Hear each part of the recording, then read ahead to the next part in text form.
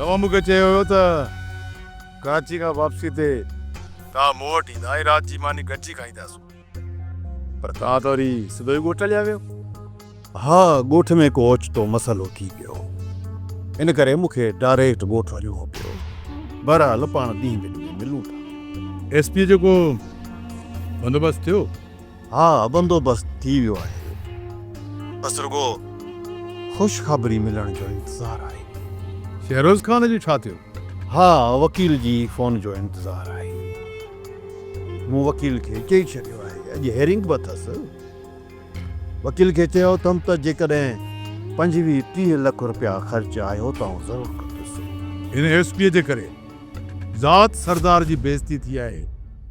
ये अकेलो तव्हांजो मसइलो कोन्हे को खान बहादुर। आउं न जेको एसपीअ जो अंजाम सोचियो वेठो आहियां, हुन जी ख़बर पवण ते शैतान जो बि रोह कंबी वेंदो। ऐं शामराद खान ऐं उन जी छोरी जे अंजाम जो छा सोचियो अथव? हिन महीने जे ई अंदरि तव्हां शहरोज़ खान सां हुन जे निकाह जी ख़ुशख़बरी ॿुधो। ग्रेट। ऐं ॿी ॻाल्हि इहा त मूंखे शम्स सां हिसाब चुक्तो करणो आहे। उन सिलसिले में तव्हां मुंहिंजी कहिड़ी मदद करे सघो था? शम्स वॾो रहज़न माण्हू आहियां खान बहादुर। तव्हां फिर एसपी सां निबिरी वठो, बाक़ी मामले खे ॾिसी वठंदासीं। ठीकु आहे।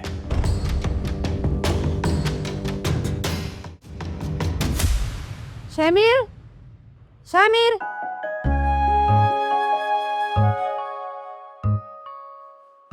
जी जान जी।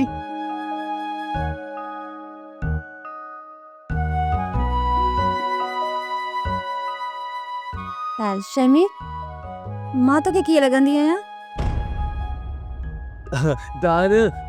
इलाही इलाही इलाही सिधी आहियो, पर हिकिड़ी ॻाल्हि आहे न, उहा सुठी न आहे तव्हांजी। कहिड़ी ॻाल्हि जे करे? तव्हां न मूंसां न रांदि न आहियो खेॾंदा। मां हिते हवेली में अकेलो आहियां, बोर थो थियां। अच्छा, त इहा ॻाल्हि आहे। त पोइ अॼु मां तोखे ॿाहिरि वठी हलंदसि घुमाइण जे लाइ। बल्कि तूं ईअं छो नथो करे? तूं साबिर सां गॾु ॿाहिरि उताक ते हलियो वञ। उते बि मां बोर थींदुसि। त पोइ ईअं कर त तूं ज़मीन ते हलियो वञ। ऐं अॻे पोइ बि त शमीर, ज़मीनूं तोखे ई संभालणियूं आहिनि न। हा, ये सही आहे। मां ॿनी ते वेंदुसि। तव्हां मूंसां गॾु हलंदो न? वेरुन जी वस्ती, वेरुन जी वस्ती।